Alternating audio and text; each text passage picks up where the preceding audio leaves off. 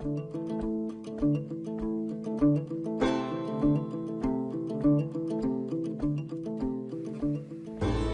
everybody, welcome back. It's good to have you back. Welcome to CM 481. Today I would like to talk to you about problem solving and decision making. The reason we want to talk about this is because that is going to be one of your main jobs as a construction manager is problem solving. You understand, because I've told you before, that we are in a very tough industry. The reason you guys get paid so well to go out and take these jobs is because you are going to be excellent problem solvers. If there was no problems on job sites, there would be no need for construction managers. But there are problems on job sites. We might call those challenges, issues, problems, whatever you want to call them. They're all the same thing. I've also told you that you need to have an attitude of a problem solver. When you go to work in the morning, you need to understand that you're there to solve unexpected problems. If you go into work and you have your list of 15 things you need to do that day, and you just start checking them off, and you get interrupted by somebody coming in and saying, well, we've got a little bit of a problem out there, or I've got an issue I need your help taking care of, and you're not able to get through your 15 things, and you're the type of person who likes to get everything checked off, you're going to be unhappy with your job. Know that you're going to have a plan when you go into work that day, but things are going to change because we're in an industry where things change all the time and problems come up. And you are a problem solver. You're getting paid to solve problems. And so how can we do that? How can we become great problem solvers? This is something that can be learned. You can learn how to be a great problem solver, even if you think that maybe you're not, or maybe you don't think creatively enough. There are ways to become great problem solvers. And today I would like to talk to you about that and help you get through this module to become a better problem solver, to become a better decision maker. When we talk about solving problems, breaking it down to the very basics of problem solving and what problem solving is looking at something and seeing the way it is and figuring out the way we want it to be. Okay, we see the way it is right now and we are figuring out the way we want it to be. And how do we get there? You know, it's a process that we're trying to figure out. And there are specific ways that you can do this. The first thing you need to find is the most basic difference. And I'm going to use that as an idea, as a term, the most basic difference. Because you are trying to find the most basic difference between the way things are and the way things should be, or the way you want things to be. You are looking for the most basic difference between those two. And the most basic difference should be something that's controllable. And if it's altered, or you added or removed something from the situation, the most basic difference would solve the problem.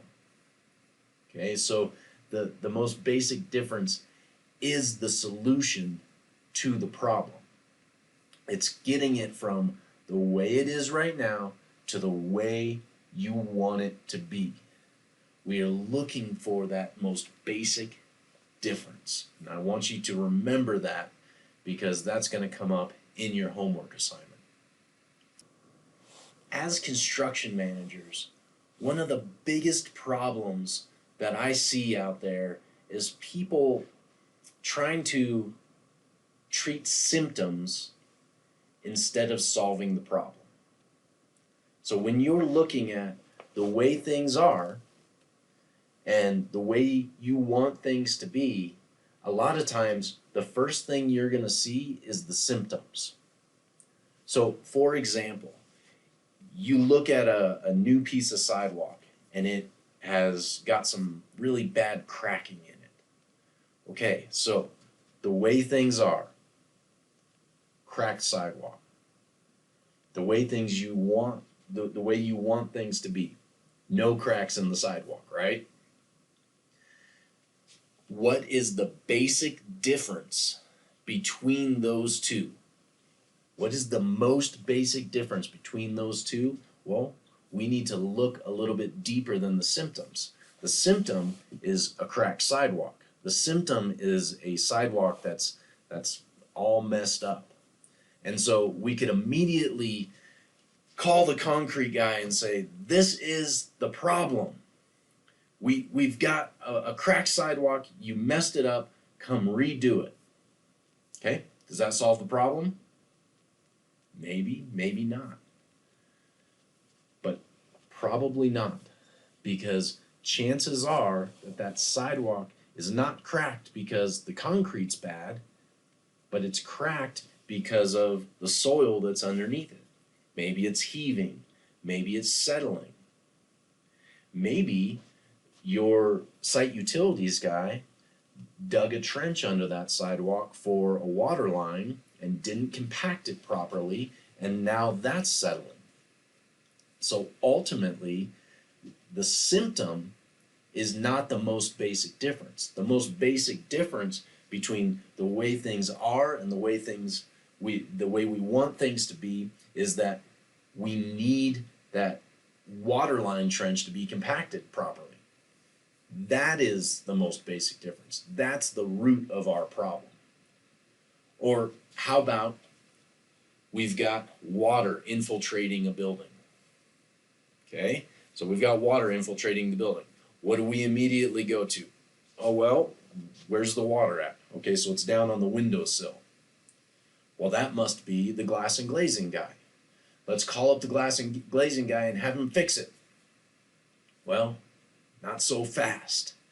Let's make sure that that's the basic difference. Okay, so the symptom is we've got water coming in, and it's sitting on the windowsill. Okay, it's sitting on the mullion of the window. That's our symptom. The way we want things to be is we don't want water in our building, right? But what's the most basic difference there? Well, it might not be the glass and glazing system. It might be that somewhere on the roof, we've got a roof problem and water is infiltrating the roof, going to the edge, and then coming down our glass and glazing system. That could be the issue. Oh, wait. So we need to call up the roofer and be like, hey, come on out here, roofer, and get this fixed. Hold on. It might not be that, because maybe your solar panel guy was up there and put a whole bunch of holes in the roof that didn't get sealed, and so now the solar panel guy is actually responsible for the water that's getting underneath the roof, that's flowing down to the edge and dumping down the glass and glazing system. That is our most basic difference. That is the root of our problem. So, the way things are and the way we want things to be, the most basic difference between those two things is that the roofer didn't, or the solar panel guy didn't seal his penetrations into the roof. That is the root of our problem. Or how about we walk into a residential house and there's drywall cracking, and we say, okay, that's our symptom, is the drywall cracks. And we say, well, call up the drywaller and get him out here to replaster that and mud it and texture it, and then we'll get the painter out here to repaint it and we'll get it fixed. So we're treating the symptom, but what is the main difference, the basic difference? Well, we see the symptom, we've got drywall cracks. That's the way things are. The way things should be is we don't want drywall cracks. So how do we get there? Well, we need to figure out what the root of the problem is. It may not be a drywall problem. It might be a foundation problem. And that foundation is settling in one side of the house so that it's causing these drywall cracks on the inside of the house. Well, wait, but it might not actually be a foundations problem. It might be the way that the water is shedding away from the building, because we have a gutter that dumps right down into this low spot right next to a piece of the foundation, and that water is just sitting there and soaking into the ground instead of moving away from the building like it should. And so that's causing that soil underneath the foundation to settle, which is causing that drywall crack. All of these things that I'm telling you, these are real situations that I've seen. And so to solve those problems, you need to get to the root cause of those problems. We need to figure out what the basic difference is between the way things are and the way we want things to be. That's how you solve the problem. One way you can get to that root cause and you can find out what the root cause of that defect or that problem is something that comes out of lean construction, which came out of lean manufacturing and came from Toyota originally. And it's called the 5 Whys. And so you may have heard of this before, but it's a way of getting to the root cause of the problem. And that is what the main difference is between the way things are and the way you think we want things to be, is the root cause of the problem. So if we can use this technique called the 5 Whys to get there, then we have found our problem. And so what this is asking the question why 5 times to a problem usually gets us down to that root cause. So if we look at the roofing example that I gave you, the water is leaking into the building and it's sitting on the mullion of our glass and glazing. And we ask ourselves, why is that water sitting there? Well, because it poured down the edge of the mullion from up above. Okay? Well, why did it do that? Well, there's obviously a leak up there somewhere that the water is getting in at that location. It's probably a roof leak. Okay? So why do we have a roof leak? Well, we go up on the roof and we're looking around and we see that there are penetrations in the roof. And we see that there's these solar panels that are up on the roof. And we say, okay, so why is there a roof leak? Well, because we penetrated the roof with these solar panel attachments. Okay? Right there, after 3 Whys, we got to the root cause of the problem. We didn't even have to go the 5 Whys. When it came to that sidewalk, the cracked sidewalk. The sidewalk is cracked. Why? Well, because the soil settled out from underneath it. Why? Well, there was a trench right there that settled. Okay, well, why did that trench settle? Well, because it wasn't compacted correctly by the site utilities guy. Okay, 4 Whys right there. We got to the root cause of that particular problem. But always asking why, you can get to the root cause of the problem. So remember the 5 Whys. It's so easy. It's so simple. It's an easy way to find root cause. At this point in the video, what I want you to do is I want you to go to the case study that's in BB Learn. I want you to go to that case study. I want you to read through that, and I want you to do that problem-solving assignment first. and then come back to the video. All right, I'll see you after you do that. Okay, welcome back. If you haven't done the problem solving assignment yet, go back and do that before you move forward in this video. But now, what I want to talk to you about is the decision-making process. Because if we've identified a problem, if we've identified what is wrong between the way things are and the way we want things to be, then we need to solve that problem. And we need to make a decision. So problem solving and decision making go hand in hand, and that's why we're doing that together in this module. Now, I've got a really simple process for you to go through for decision making. And it's simple because we'll do simple things. If it gets not simple, if it gets too complicated, we tend just to not do it. So we got to keep these things simple. But here's a 7-step process for making great decisions. The first thing we need to do is we need to define the desired objectives. And you already did that because you figured out the way things were and the way things should be, right? Okay, so your desired objective is the way things should be or the way you want things to be. You've already defined that. So write that down and say, okay, here's the way I want things to be. Here's the ultimate good situation. The second thing you need to do is check the available alternatives and consequences. Okay, so what is all of our alternatives that we could use? Go through all of those. But every alternative is going to have a cost. What is those consequences? What is the cost? And so just like all of those problems that I went through, the cracked concrete because of the settling trench, the leaky roof because of the solar panels, all of those have alternatives for how you could fix them, but they all have consequences.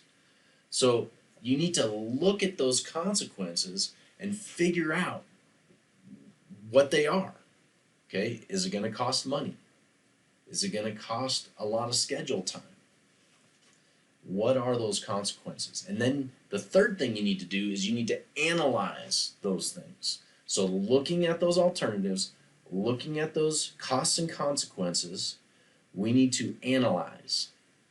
So this is really the pros and cons. We need to write down the good things and the bad things about each one of those alternatives. So we'll list out all the alternatives, and then we'll list out the pros and cons, the upsides or the downsides of each of those decisions, so that we can analyze which one is the best decision. The fourth thing we need to do is we need to select one of those things. So when we look at our analysis, when we look at our pros and our cons of this problem that we're dealing with and all of the solutions, we need to make a selection of the best solution that we can see. The fifth thing we need to do is we need to implement it. So you implement that decision. The sixth thing that goes along with this is you need to communicate with the appropriate people of that decision. Now, remember, we had a module on communication. And what's the one thing that's usually missing from communication? It's the why. Remember that when you're communicating your decision, communicate the why. You've figured it out. You analyzed all the alternatives. You've talked to people. You've asked questions. You've analyzed all those decisions. You've got pros, you've got cons. Make sure that when you communicate this, that people know those. Because they will be much more likely to be on board with you for this problem solution if you communicate the why. Even if it's a great choice, Even if your problem solution is a great choice, it still might fail if you don't communicate it well. And number 7, this is the one that most people don't do, and it's one of the most important steps, and that is gather feedback to evaluate the results. So looking at the results of your problem solution, were they good? Were they bad? What and why? And remember to write those things down so that you can learn from them. So if things went really well with your problem solution, write it down. If things went really bad for your problem solution, write it down. Why did it go bad? So why did it go bad? Why did it go good? Remember to evaluate that. And if they went bad, what do? We go back to the beginning. We define our desired objectives, we check the available alternatives, and we analyze those, and then we select another solution, and then we implement that, and then we communicate it, and then we evaluate it again. Okay?